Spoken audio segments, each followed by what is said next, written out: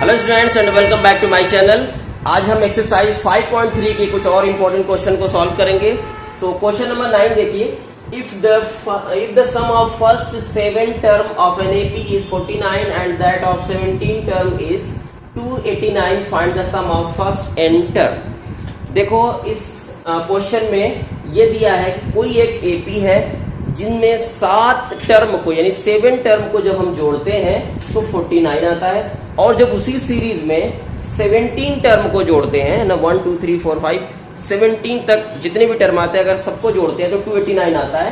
Find the sum of first n term. Important question है और इसको देखते हैं। इंपॉर्टेंट है ये, ठीक है, किंतु इसका आंसर इंपॉर्टेंट है। तो चलो इसको देखते हैं। तो फर्स्ट 7 टर्म का मतलब हमें S7 दिया हुआ है, सम दिया है ना, तो S7 दिया है। यहां पे देखो ये 7th टर्म नहीं है, 7 टर्म है, इस बात को ध्यान रखना। तो 7 टर्म का सम 49 है, तो यहां से हमारे पास S7 दिया गया है। S7 की वैल्यू जो दी गई है वो 49 है, और S17 की जो वैल्यू है वो 289 ये पहले से दे रखी है, और हमें Sn निकालना है यहां से ना, सम ऑफ n टर्म की वैल्यू निकालनी है। तो S7 को हम लिख सकते हैं n/2 2a plus n-1 outside d लिख सकते हैं। S7 की वैल्यू दे रखी है 49 इक्वल टू n की वैल्यू देखो S7, अक्सर इसमें बच्चे कंफ्यूज हो जाते हैं कि n की वैल्यू क्या रखें। देखो कितने टर्म का सम दिया है, 7 टर्म का, तो यहाँ पे अगर हम 7 रख रहे हैं तो n की वैल्यू भी 7 होगी, यानी 7/2 और 2a प्लस 7 रखेंगे तो 7-1 6d, यहां से 2 कॉमन लिया जा सकता है 7/2, और यहां से 2 को कॉमन लेंगे तो आ जाएगा a प्लस 3d। क्यों a प्लस 3d आ जाएगा? 2 got cancelled, that means 49 will be equal to 7 नहीं, इसको और सिंप्लीफाई कर लेते हैं। देखो 7 का ये आ गया a plus 3d equal to 7। देखो 7 से ये 49 कैंसिल हो गया तो 7 आ गया, ये इक्वेशन नंबर 1। अब सेम इसी तरीके से S17 को भी सॉल्व करेंगे। तो S17 अगर हम रखेंगे तो ये 17/2 और 2a प्लस 17-1 16d हो जाएगा ये, और इसकी वैल्यू दे रखी है 289 17/2, इसमें से 2 कॉमन ले लेंगे तो a प्लस 8d, ठीक है ना, a प्लस 8d हो जाएगा। देखो 2 गॉट कैंसिल, 17 से ये कैंसिल, 17 जा a प्लस 8d, इसको ऐसे लिख देते हैं a plus 8d equal to 17, equation number 2। Oh my God, Sn निकालना है जब हमें, तो Sn का फार्मूला होता है n/2 और ब्रैकेट में 2a plus n-1 into d। तो उसके लिए Sn निकालने के लिए हमें a और d की तो वैल्यू चाहिए, तभी तो उस फार्मूले में रखेंगे। तो इन दोनों इक्वेशन को सॉल्व करके हम a और d की वैल्यू निकाल लेते हैं। तो कर देते हैं 1 - 2।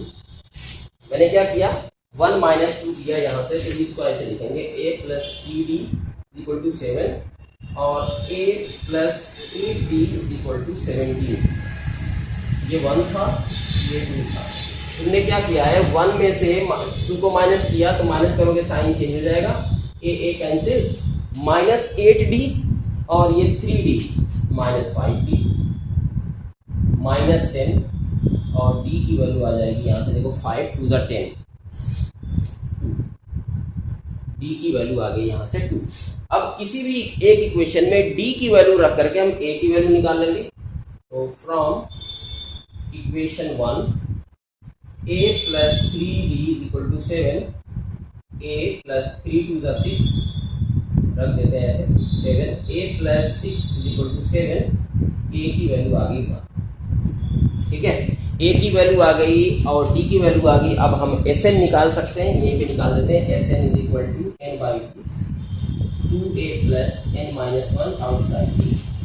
देखो Sn ये n/2 ही रहेगा,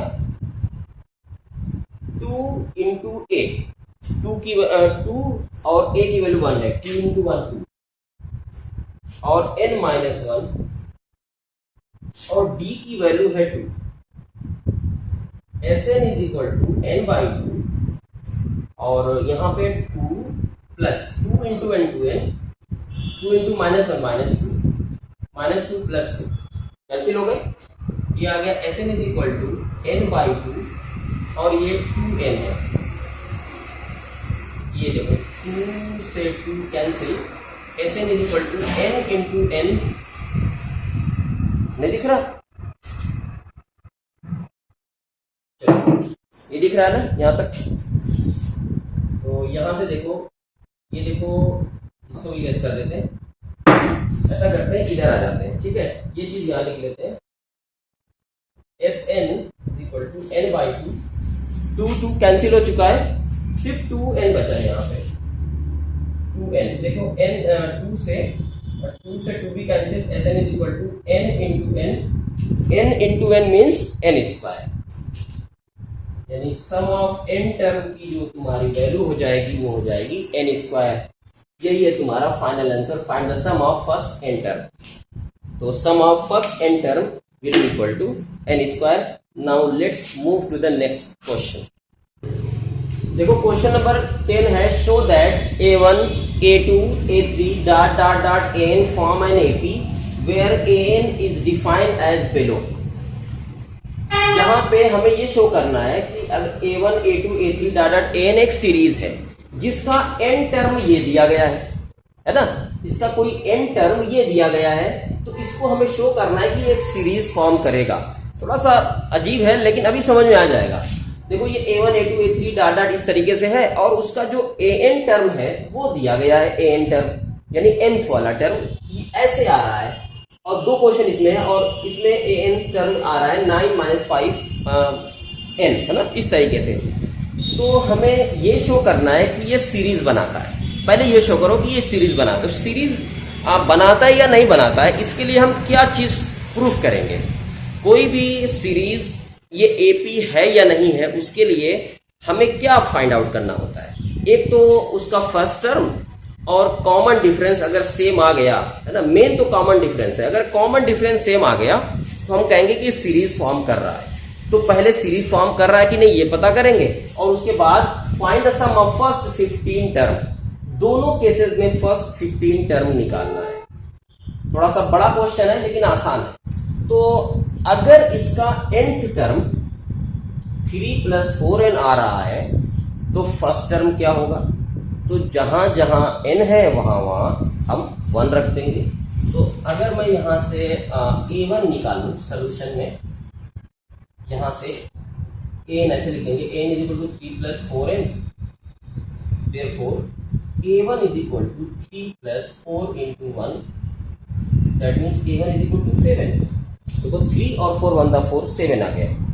उसके बाद a2 अगर हम निकालें तो 3 प्लस, देखो इसी में डायरेक्ट रख दे रहे हैं ना, n की वैल्यू 2 रखेंगे तो 4 2 × 8, तो a2 की जो वैल्यू आई वो आ गई 11।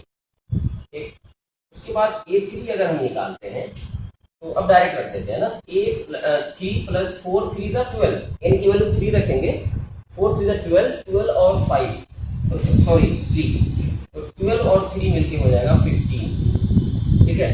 और बस इतना ही काफी है, और इस तरीके से आगे ऐसे जाता रहेगा, ठीक है। तो अब देखो तुम्हारे पास a की जो वैल्यू आ गई, a1 की वैल्यू या a 7 आ गई।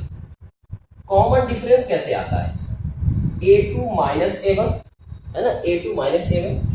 तो देखो a2 में से अगर a1 को हम माइनस करेंगे तो 11 - 7 विच इज इक्वल टू 4, ठीक है। इसमें भी देखते हैं, अगर हम a3 - a2 करें तो 15 में से 11 जाएगा तो 4, तब भी आ रहा है, कॉमन डिफरेंस सेम आ रहा है, ठीक है।